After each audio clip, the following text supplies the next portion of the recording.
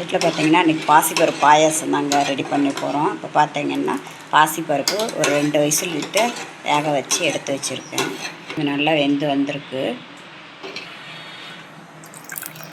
ரொம்ப திக்காக இருக்கிறதுனால ஒரு 1/2 டம்ளர் அளவுக்கு தண்ணி ஊற்றிக்கலாம். இது ஆறிச்சு அப்படின்னா இன்னும் திக்காகிடுங்க. அதனால் கொஞ்சம் தண்ணியாட்டமே ரெடி பண்ணிக்கலாம்.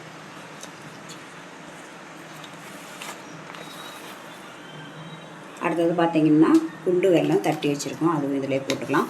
உங்களுக்கு இனிப்புக்கு எந்த அளவுக்கு தேவைப்படுது அவ்வளோ போட்டுக்கலாம்.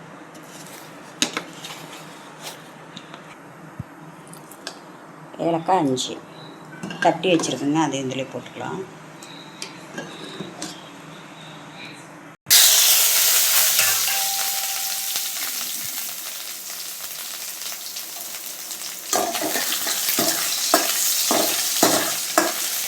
நெய்யில் பார்த்தீங்க அப்படின்னா தேங்காய் கொஞ்சம் சின்னதாக கட் பண்ணி இதிலே வதக்கி எடுத்துக்கலாங்க. தேங்காய் போட்டோம் அப்படின்னா டேஸ்ட் நல்லாயிருக்கும். அடுத்தது பார்த்தீங்க அப்படின்னா முந்திரி பருப்பு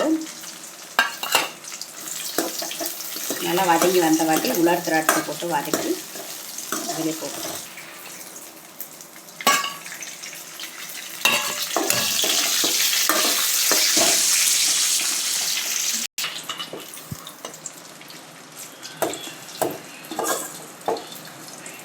இப்போ பார்த்தீங்கன்னா சூப்பரான பாயாசம் ரெடி ஆகிடுச்சிங்க.